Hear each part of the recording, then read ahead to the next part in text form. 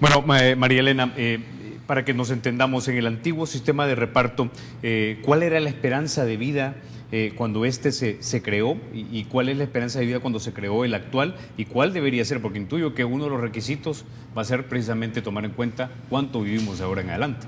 Sí.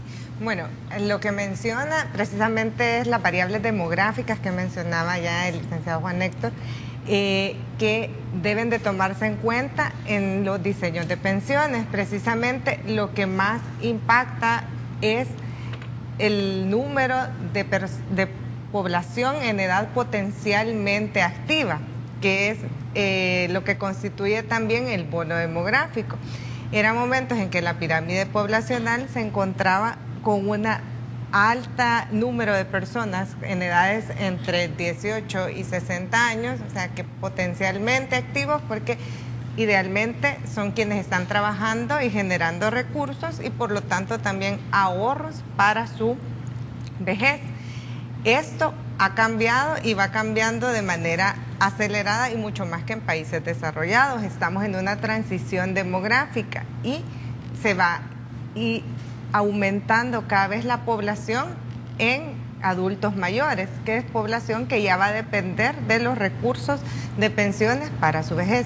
En el 2010 teníamos que un 10% de la población de El Salvador era adulta mayor y en el 2050 nos vamos a enfrentar, 2045, 2050, que aproximadamente un 20% de la población va a ser adulta mayor, es decir, se va a duplicar. Y también coincide con en el 2050, 2045 que se cierra este bono demográfico o esta mayoría de población en edad potencialmente activa. Por eso se veía la necesidad de hacer reformas al sistema de pensiones de reparto que se tenía, pero no hay que decirlo y hay que reconocer que no era la única reforma ni la mejor la que se hizo, sino que también habían otras propuestas de hacer reformas paramétricas u otro tipo de esquema de financiamiento del sistema que se evaluaron y se discutieron en ese momento, pero no fueron las que se adoptaron. En ese sentido, lo que es necesario considerar también ahora, precisamente, no solo las variables demográficas y que cada vez vamos viviendo más, sino también aspectos de mercado laboral, que es algo que donde se encuentra la respuesta también a los retos de cobertura y de protección social, que sabemos que es la dimensión que expresa la coherencia con los principios de protección social, dar la cobertura a la mayor parte de población. En ese sentido, va a ser muy difícil aumentar la cobertura de un sistema que depende de las contribuciones en un mercado laboral donde más de la mitad se emplea o tiene empleos informales, donde si vemos casi el ratio al comparar personas empleadas, empleodependientes que reciben un salario y tienen un patrón con personas autoempleadas es casi 1, es decir que por una autoempleada, ¿verdad?, hay una persona empleodependiente y al comparar los indicadores, las personas empleodependientes, casi el 71% cotiza activamente, es decir, cuenta con cobertura, pero al ver las personas autoempleadas, menos del 1% tiene cobertura de seguridad social. Una pregunta, y en esas fórmulas matemáticas que usted utiliza en sus investigaciones, ¿ha factoreado el grado de violencia que tenemos en el país? Porque la mayoría de gente que está muriendo son personas entre 18 y 25 años. Sí. No se toma en cuenta. No están pensionados. No están pensionados y no se toma en cuenta porque generalmente se trabaja con series de más largo plazo, ¿verdad? Okay. Y a pesar de que sí, la violencia, hay que reconocer, es algo estructural, ¿verdad?, en el país, pero sí se trabaja con series de más años, okay, ¿verdad? Entonces, considerando estas características del mercado laboral, un sistema como el que tenemos y cualquier sistema contributivo enfrenta grandes retos para poder ampliar la cobertura y brindar pensiones suficientes y dignas que prevengan del riesgo de pobreza en la vejez, no digamos que puedan mantener un nivel de consumo igual al que yo tenía en mi edad activa. Por lo tanto, debe de buscarse una reforma integral que atienda también a estos diferentes grupos poblacionales a los que muy probablemente no se les pueda dar respuesta, no se les pueda dar solución con el esquema actual que tenemos. Ok, ahora, don Juan Héctor, ya mencionó ella una reforma integral. ¿Qué requisitos mínimos debería tener este proyecto de ley? Por muy impopular que sean, pero ¿cuáles deberían ser ellos?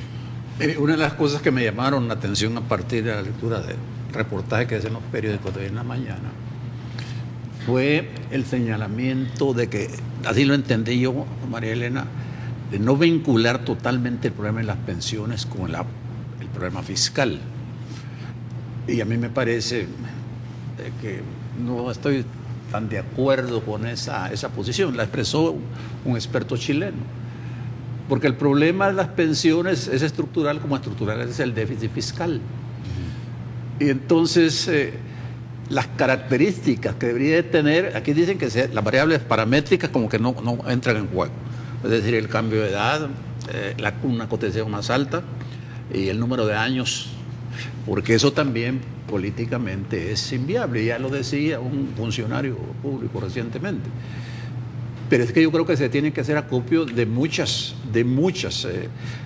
opciones para que realmente el costo social y el impacto económico positivo pues tengan un balance adecuado. En esa exposición que hizo el ministro de Hacienda el lunes en su informe, dice, su reporte anual de rendición de cuentas, no se está pensando en quitar los beneficios que tienen los antiguos pensionados, es decir, como Héctor y yo, ¿verdad?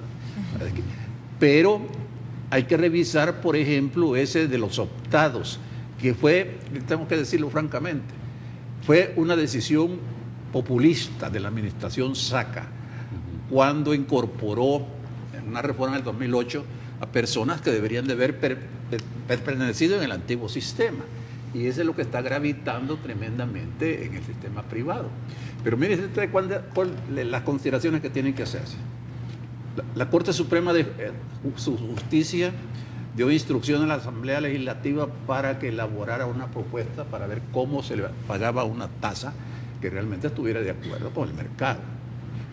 Eso es entendible y yo creo que no se puede castigar a los futuros pensionados con esa tasa que ha aumentado al 3%, según la última emisión de CIPS. Pero ¿qué significaría, Carlos? Incrementar tremendamente los desembolsos que tiene que hacer el Estado para ajustar esa tasa. Y es en el supuesto que solo se hace de aquí para adelante.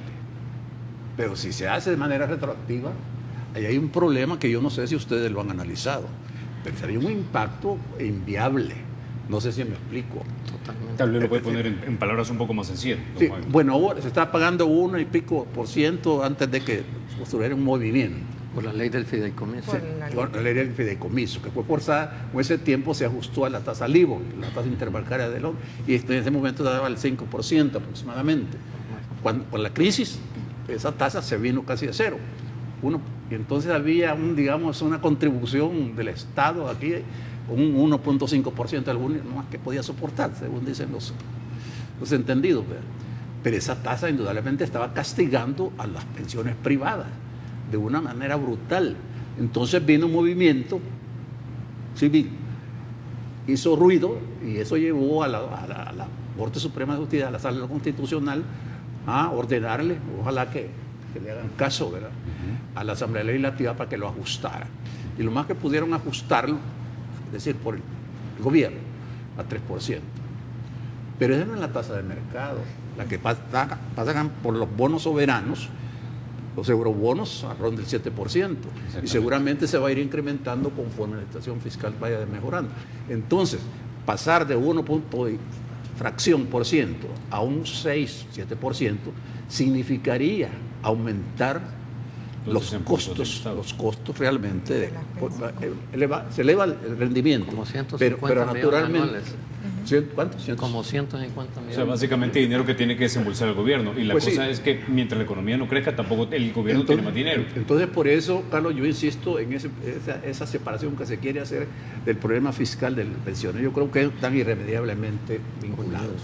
Ahora, doctor Héctor Dada, volviendo una vez más a la pregunta, ¿qué requisitos de carácter técnico tiene que tener esta reforma? Y quizás haciendo un símil, aunque un enfermo esté enfermo y no le guste la medicina, pero se la tiene que tomar, le guste o no le guste.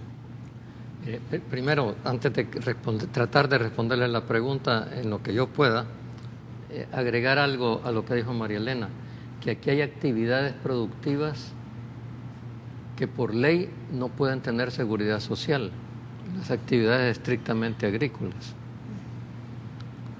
Allí la afiliación a un sistema de pensiones es voluntaria, pero eso no se ha hecho. La gente no tiene voluntad, no tiene hábito de estar pensionado y como no tiene ninguna otra seguridad social, es un problema. Por eso usar como proxy del empleo los afiliados al Seguro Social, como casi todo el mundo hace, me parece, como economista, me parece una aberración en un país donde por ley hay mucha gente que no puede estar afiliada al Seguro Social. Segundo, hay que tener cuidado en las comparaciones con Grecia, porque en Grecia la deuda no está medida con pensiones, porque no hay deuda de pensiones teóricamente. Es el exceso, se cometió. No, yo no estoy diciendo que no es un problema, tiene un déficit fiscal terrible, pero está metido en los gastos corrientes del Estado, bueno, tal como tú lo decís. Porque del grupo lo obligaron a que lo sincerara. No, esa parte no es la que sinceraron. No, quiero decir esto porque algunos andan diciendo que estamos al nivel de deuda de Grecia y eso me parece una irresponsabilidad sin límite. Yo por lo menos no lo he dicho. No, tú no lo has dicho, no estoy diciendo que tú, pero yo creo que las comparaciones con Grecia uno debe ser muy cuidadoso como economista, porque eso es un problema. Mire, ahora, doctor, yo estoy de acuerdo con usted que va a haber me está pidiendo la pausa, pero cuando regresemos hablamos de esa medicina perfecto, que puede ser dura, pero que el enfermo tiene que tomársela. Ya volvemos.